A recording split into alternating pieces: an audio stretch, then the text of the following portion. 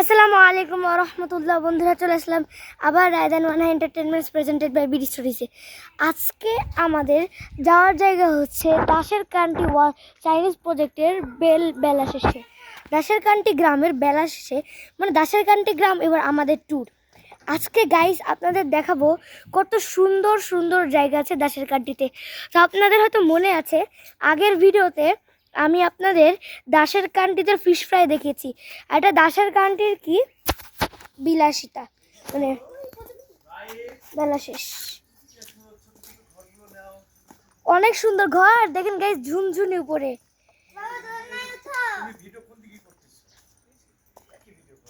তুমি একটু ভিতরে যাও।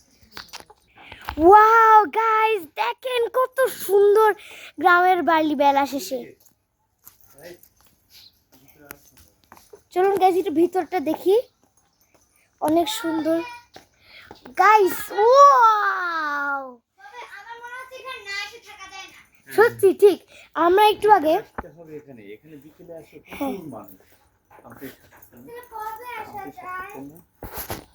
এই যে আমার বাবা, সূর্য দেখা যাচ্ছে, কালো দেখা যাচ্ছে। হ্যাঁ একটু কালো দেখা যাচ্ছে।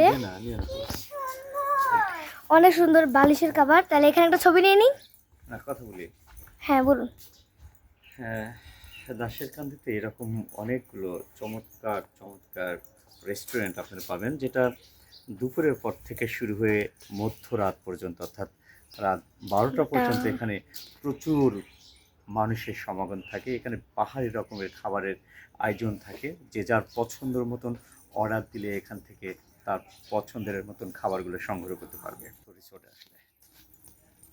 গাইস, আমার বাবা এত সুন্দর করে কথাগুলো বলল যে আসলে বেলা শেষে দাসের কান্টি গ্রামেও এত সুন্দর সুন্দর রিসর্ট আছে।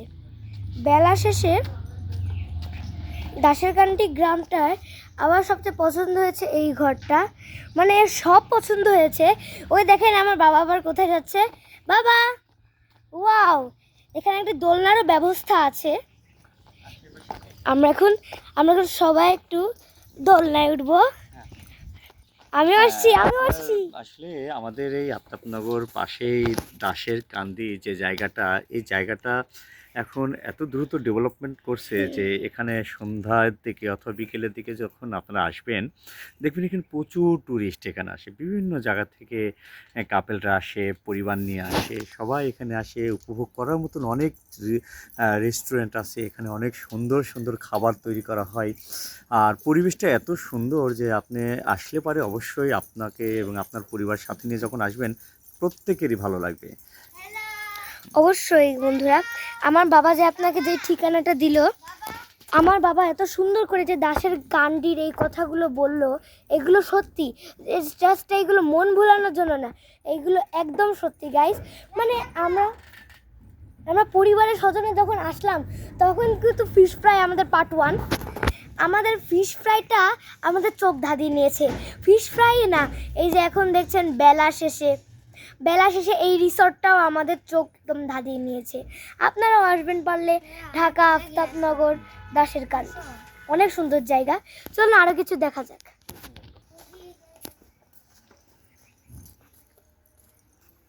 আমি এখন গাড়িতে উঠছি।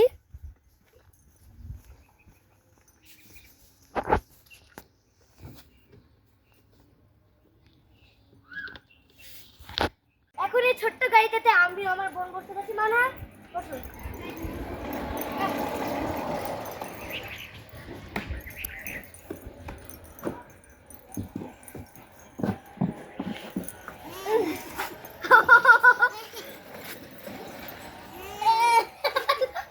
দাঁড়ান গাইস, দুজন এটে গেছে, জাস্ট ক্যাপাসিটিটা হচ্ছে না।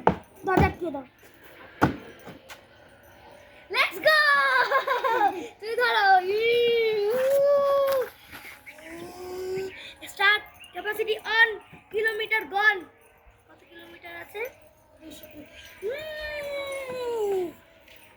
পিপ পিপ।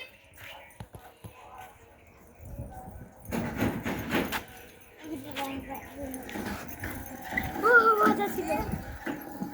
তো গাইস, এটাই হচ্ছে আমাদের বেলা শেষে আজকের মতো এপিসোড। পরের বার ইনশাল্লাহ আরেকটা দিচ্ছি। এরপরে হয়তো ভিডিওতে থাকছে আমাদের ফুড ল্যান্ড। আল্লাহ হাফেজ। পরের পার্টের জন্য লাইক অ্যান্ড সাবস্ক্রাইব।